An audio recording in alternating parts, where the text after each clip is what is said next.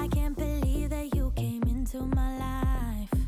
You made me. Welcome to part 2 of this series where we're discussing how to use your planner for project planning. And we're breaking it down into simple, easy to follow steps. In the first video, we covered steps 1 and 2. And if you haven't watched that yet, I recommend watching it first. So I'll leave the link in the description down below. In this video, I'm giving away these free printables and covering steps 3, 4, and 5. Using a simpler project and a more complex project as examples. Step number 3 is to finish filling out that functional and aesthetic needs insert that we started filling out in video number 1. We want to finish filling out that second column and answer how we will fulfill each of those needs using what we learned by gathering information in our Pinterest board or saving information in a folder, however you gathered the information that you will need. You don't need to have specific solutions for each of the needs. You're thinking more broadly in a more general sense, and we'll get down to a more detailed answer later on in this process. And if you still have no idea what the potential solution is, you may need to go back and do some more research before you move on. Using the hallway project as an example, my first need was to make my cabinets not smell like cat litter anymore. So a potential solution is to maybe use some fresh paint on those cabinets, or I can completely remove the cabinets and build new ones. Another need was to be able to access the items in the back of the cabinet and behind the middle post. I can make the middle post smaller in the design. I can add drawers to the cabinet so that I can pull the drawers out and easily access each item. I can store items in boxes or trays that can be pulled out of the cabinet so that there are not a bunch of individual loose items being stored.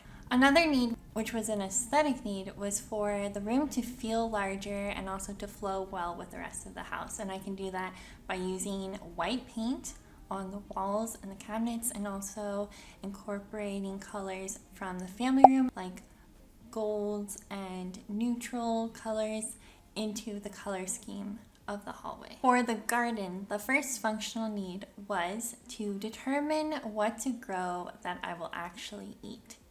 And I can do this by growing a salsa garden or focusing just on vegetables that we commonly eat. Another functional need was to determine a space-saving layout. So for that, I'm going to use a plantogram that I found on Pinterest. Step number 4 is to measure and design. If it is relevant, this is where you would take your measurements of your room or measurements that you will need for cutting out fabric, or measurements for, in the case of the garden, the location that you're going to be using for planting your garden. And then you write down the measurements of either the room or whatever it is you're working with on the project design insert. If you want to hand draw the layout, you can photocopy your sheets after you finish drawing that out so that you don't have to keep drawing it out for each iteration of your design. I like to do different views of the room. So for example, the top view, the front view of each of the walls, and when it's relevant, a side view. And then this would be a good time to go back and review your functional and aesthetic needs insert and see if you can address any of the needs that you have through the design plan of the room or the project. Then you can get started sketching and just kind of brainstorming ideas that you want to go with. I purchased these stencils which have different things that go into a house commonly, like there's a couch and there's a cabinet, and it kind of helps you to keep things to scale in your design, but you can just use a ruler if you want. So remember that these are very general sketches. We are not getting detailed yet. We'll do that in later iterations. And we're trying to address each of the needs. So for example, one of the needs was for Andrew to be able to walk through the hallway in the morning in the dark and not trip. So he needs a walkway that is large enough, and he needs to not have a rug on the floor that he could potentially trip on. Another of my needs was to store all of those items that I had listed out on my goals sheet. At one point we had been considering using floating shelves above a row of cabinets at the bottom, but then we decided that that wasn't going to meet our functional needs because we couldn't store everything on the floating shelves as well as we could have with closed cabinets. We decided to go with glass doors in the upper portion of the cabinets so that it gives a more open feel to the hallway but is still functional. Another of our needs was to have a disguise HVAC panel. We have a door in the hallway where you can access the HVAC, and it's just not aesthetically pleasing. I don't like how that door looks, and we came up with the idea of hiding that door within a wall treatment on that entire wall using either a magnetic door or some sort of latch system to kind of disguise it within the wall treatment.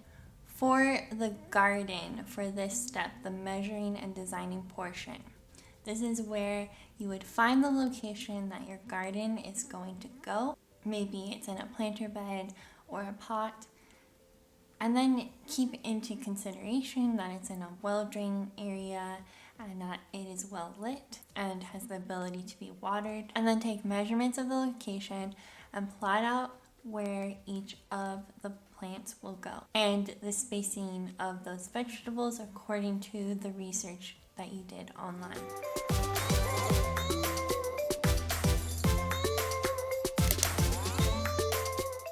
Step number 5 is to list and compare. So first, make a list of everything that, based on your research and your functional needs, your aesthetic needs, you think you are going to need to buy for this room. For the hallway project example, I need handles to go on the cabinets, flooring, artwork for some of the walls. So I just kind of list all these things out on the brainstorming insert that you can access in the first video. For the garden example, you would need things like the support legs for planter beds, sideboards for planter beds, your seeds for each of the vegetables that you'll be growing. And then at this point, I like to start searching online for different options for each of these items and kind of doing a price comparison, but also comparing the different products available out there to try to find the one that will best meet my needs. At the very top, there is a section to write down your total budget for the project, which is the amount that you wrote down on your goals sheet in the first video, just to kind of keep on track as you are researching items. This is a very general budget number right now. We'll get down to specifics later on in this series, but you don't want to be going to super expensive stores and picking out things that are way out of your budget. It's good to keep in mind what the total budget is as you're looking for individual items. Keep in mind that this whole process is very fluid. You'll probably have to go back to your sketches and amend things as you're looking for items. I'm going to use my cabinet storage as an example. You want to make sure that the items that you are looking for are actually going to work in your room, that they are the right size. For example, if you are working with storing different items, I really recommend making some sort of diagram for how you will store those items. And I did this for the cabinets to address the need of storing all the items that I had listed out on the goals sheet. First, I looked online for different options for storage containers. I wrote down the measurements of different options and the prices of those options on the sheet. And then I drew out a diagram of a potential layout of the cabinet to see if those containers would actually fit. After that, I wrote down what I could store in each of those containers, just to make sure that I did have enough room to store everything that I needed to store. I also physically measured the items that I was going to store. For example, I buy a lot of stuff at Costco, and those tend to come in larger bottles. So I wanted to make sure that there was enough clearance on each shelf if I needed to pull a large bottle of shampoo out or something else. For the garden project example, here you probably wouldn't have to spend tons of time, but you still do want to kind of compare the different products that are available. Maybe there are certain stores that will offer cheaper prices for the same items. In the next video in this series, we're going to be diving into budgeting and really getting into the actual planning of a project. So I'm really excited to discuss that with you, and I'll see you next Saturday. Bye! We could run away, we don't gotta stay. I can feel it, it burns inside me. Take away the pain, we can go insane. I can feel it, it burns inside me. We could run away, we don't gotta stay. I can feel it, it burns inside me. Take away the pain, we can go insane. Trust me, I won't.